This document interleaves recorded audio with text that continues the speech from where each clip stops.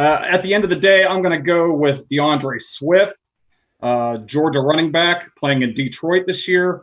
I just like his, long term, just projecting him out. I think he's going to be one of the best receiving backs in the league. So, he's going to a committee here right away with Kerryon Johnson, which isn't, too appealing. But I think his talent eventually wins out. I've never been a big fan of Kerryon Johnson. I know Matt Patricia wants to use a committee, but I'm going with the talent. I'm going with Swift.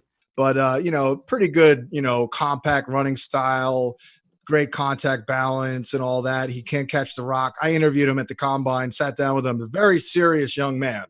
So I think he'll fit in pretty well. And I think he'll take his job very, very seriously. And again, he could potentially be, a 3-down back. The problem I have with him, I do think he's replaceable, relatively easily. But if he comes in here and, delivers the goods and outshines Ronald Jones and gets, some third down work, I think he's probably good to go here for at least 2-3 years. And with running backs at such a premium, I got to get the basically the last remaining dude who I think is going to have solid value here in 2020. Jalen Reagor is landing in a perfect spot in Philadelphia. The Eagles do not have any wide receivers. Like, they're going to try to make JJ Arcega-Whiteside a big slot guy. Deshaun Jackson's coming off an injury. Alshon Jeffrey's coming off a bad Lisfranc injury, and he still may get cut.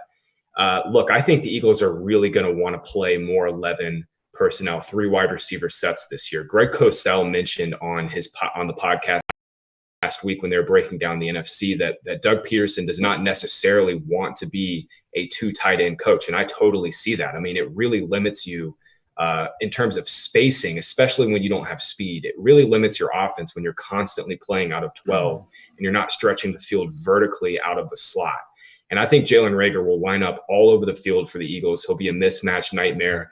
And the good news is he's going to command a bunch of targets because they do not have much else. So one of the great things from that post-draft press conference series I did was just looking at some teams might have drafted this guy early round 2, but they really, really love this guy. He said, Frank Reich, the head coach, said, I'm not sure he isn't the best wide receiver in this draft. They said that and they echoed it multiple times over, where it's this guy has a really high ceiling. He can contribute right away. He's the starting X in our offense. He's the future alpha wide receiver in this offense. We love him. I didn't just watch the GM speak, the head coach speak. I also watched their other YouTube videos, and I also watched their area scout speak. And their area scout who put the GM and the head coach onto this guy, before they ever started watching college prospects, he said he went down to his college's practices. He watched maybe 12 different days worth of practices, and he said, "Listen, I know this sounds crazy, but Pittman didn't lose. I never saw him lose a single one-on-one rep in practice. And I know how crazy that sounds." And then at the Senior Bowl, he didn't lose a single one-on-one rep in practices. And it wasn't just him saying that. PFF said the same thing. My buddies who were there said the same thing. This guy, I don't think we realize how steady his floor is, how high his ceiling is. Greg Cosell comped him to Michael Thomas, and how beautiful this landing spot was. Yeah. I think Burrow is far and away the best fantasy prospect quarterback in this draft.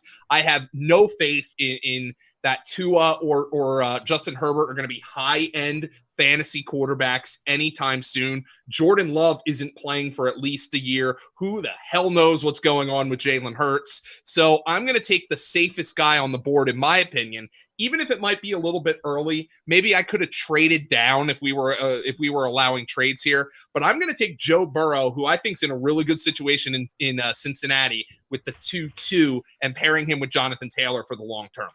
I think there's a legitimate chance that they go into 2021 with A.J. Dillon as something of a Derrick Henry type player for LaFleur, and our guy Greg Cosell kind of like Dillon. And, he's an amazing guy. I met him in person at the Combine. They brought him out to me, and I knew he was – what is he listed as, 245 or whatever? 247, I believe. Yeah. 247. I'm like – he's an absolute unit. Because I don't study these guys' faces, they right. Wear helmets. So I'm like, yeah, I think you got the wrong guy. You're not bringing me out a 247-pound man. It was him because the dude's got like 0% body fat. And I actually watched his combine drills. I don't think he's a zero in the passing game like Andre Williams was. And even Greg Cosell saw a little twitch there, a little lateral ability here.